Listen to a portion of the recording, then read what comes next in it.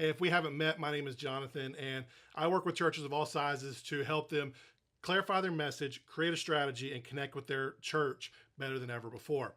Today, we're going to focus on some of those strategies and specifically with church plants, but some of these ideas can work with smaller churches and really anybody in general. But we're going to talk about 5 simple ways to leverage your communications to connect with people as a church plant. But first, the fancy title screen.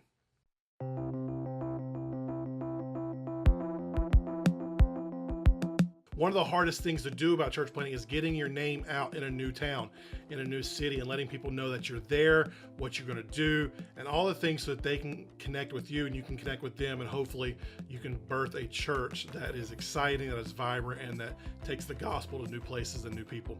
So today I want to give you 5 quick tips of how to connect with new people with your church plant. Again, these work with smaller churches. These can really work with anybody, but they're geared towards church planting. Figure out how to use them in your context. If you have any questions about it, you can ask me down in the comments, and I'd love to help you figure out how to make them work in your context. First thing we're going to talk about, and this sounds silly, but get a local phone number. People want to know that you're going to be connected to their town for the long haul. They don't want to see an area code from somewhere else and think that you're just some person who flew into town to start a church, then you're going to fly right back out once it gets off the ground. So just take the time, go to Verizon, go to Sprint, wherever it might be, and get a local cell phone number. That way, when you put it on your business cards or put it on your website, the area code connects with the people that you're going to be meeting. It's a small, subtle shift, but it can be one of the things that helps you connect with people better than if you had a separate area code from somewhere out of town. The second thing we're going to talk about is investing in graphic help. And I know with church plants, you guys have like $7 to your name and there's no budget, and all you're thinking about is how you're going to get the chairs and the screens and the sound and all that. You don't really think you can afford graphic design help, but we live in a very visual world. People, they relate how legitimate you are with how you look. It's not fair, but that's just the way that we live in the world that we live in. So there's a couple ways you can invest in graphic design help that aren't going to cost you a ton of money. You don't have to hire a full-time designer. The first way is through Sunday Social. Sunday Social starts at $9 a month, and you get like 80 graphics, and that's for your social media, for your announcement slides. If you want to bump it up and you have access to Photoshop for $19 a month, they'll actually give you their Photoshop file so that you can edit the content and make it specific for your church. The second one is Church Media Squad. It's a little bit more of an investment, but you get an unlimited amount of custom graphics for your church. And they don't do templated work. It's not like they're just going to plop your name, your church name, and your event name into some template. They're actually going to create from scratch every single graphic, and it truly is unlimited.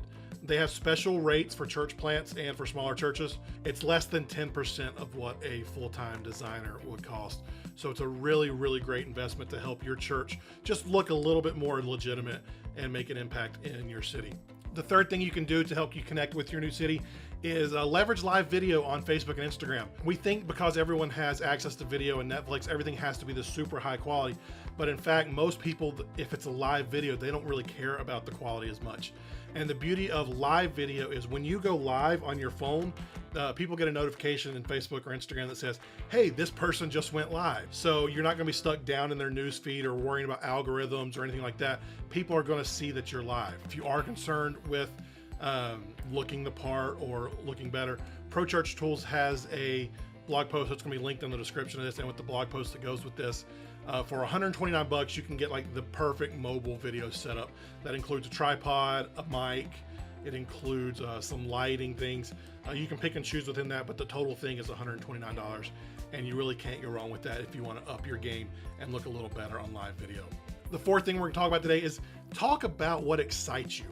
Excitement is contagious, and people want to be a part of something where other people are excited to be. So talk about the things that excite you. Talk about, hey, we just got our chairs in. We're so excited. It's chairs, but it's a big deal for us because there's a seat for you coming up on our first service. Hey, we just met with the mayor of our city. We love being a part of this town, and we can't wait to impact it for the gospel. See, excitement is contagious. When you're excited, people want to be a part of it. So talk about the things that are exciting you and let people know so that they can join in. The fifth thing to do is celebrate your team members. People think that church planters are these great hero of people that they're a notch above everyone else. But in fact, it's just regular people being willing to say yes to what God's calling them to do.